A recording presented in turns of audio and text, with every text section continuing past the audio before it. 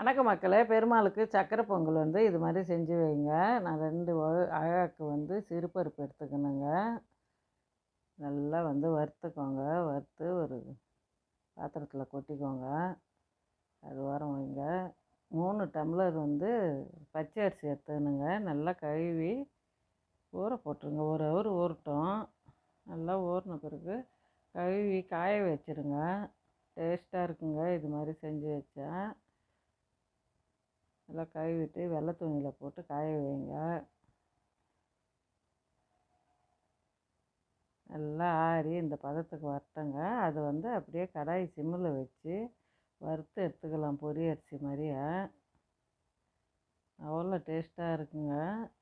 ஈஸியாக செஞ்சிடலாம் சக்கரை பொங்கலும். நல்லா இந்த கலர் வந்தது எடுத்துக்கோங்க. எடுத்து நொய் மாதிரி உடச்சிடுங்க.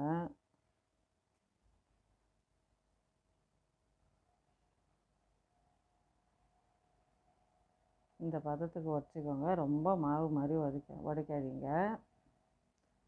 பருப்பு ஒரு அரை மணி நேரம் ஊற போட்டுக்கோங்க. நல்லா ஊறி வரட்டும். சூப்பராக வெந்துடுங்க. நான் 1 கிலோ அரிசிக்கு 2 கிலோ வெல்லம் எடுத்துக்கினேன். அதில் கொஞ்சோண்டு தண்ணி ஊற்றுங்க.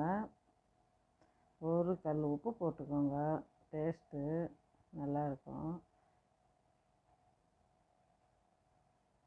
நான் 1 டம்ளர் அரிசிக்கு மொத்தம் 10 டம்ளர் தண்ணி எடுத்துக்கணுங்க. நீங்கள் கொஞ்சம் அதிகமாக எடுத்து கூட சுடு தண்ணி தனியாக எடுத்து வச்சுக்கோங்க. அடுப்பில் தாங்க செஞ்சேன் இன்றைக்கி. கேஸில் செஞ்சோம்னா ரொம்ப நேரம் ஆகும். நல்லா பருப்பு சிலுக்க வேகட்டுங்க. நல்லா வெந்து வந்துச்சு. இப்போது உடச்சி அந்த அரிசியை போட்டுடலாம்.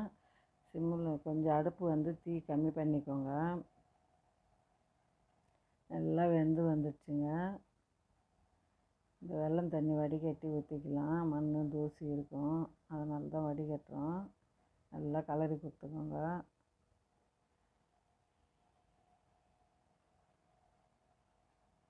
நெய் ஊற்றிக்கோங்க. நான் 1/4 கிலோ அளவுக்கு நெய் ஊற்றிக்கணுங்க. அப்போ தான் டேஸ்ட்டு நல்லாயிருக்கும். கோவிலுக்கு கொஞ்சம் கொடுத்தமைக்க போகிறோம். நல்லா முந்திரி திராட்சை வதங்க ஊற்றிட்டு ஏலக்காய் தூள் போட்டு சூப்பரான பொங்கல் ரெடி ஆயிடுச்சு. பெருமாளுக்கு கல்குண்டு கொஞ்சம் போட்டுக்கோங்க. பெருமாளுக்கு ரொம்ப பிடிச்சது கல்குண்டு. வீட்டில் சாமி கும்பிட்டுங்க. கோவிலுக்கு கொஞ்சம் பிரசாதம் கொடுத்து அனுப்பிச்சிட்டேன். இந்த வீடியோ பிடிச்சிருந்தால் லைக் பண்ணுங்கள், ஷேர் பண்ணுங்கள், கமெண்ட் பண்ணுங்கள், சப்ஸ்கிரைப் பண்ணுங்கள். சக்கரை பொங்கல் செஞ்சு பார்த்துட்டு கமெண்ட் பண்ணுங்கள்.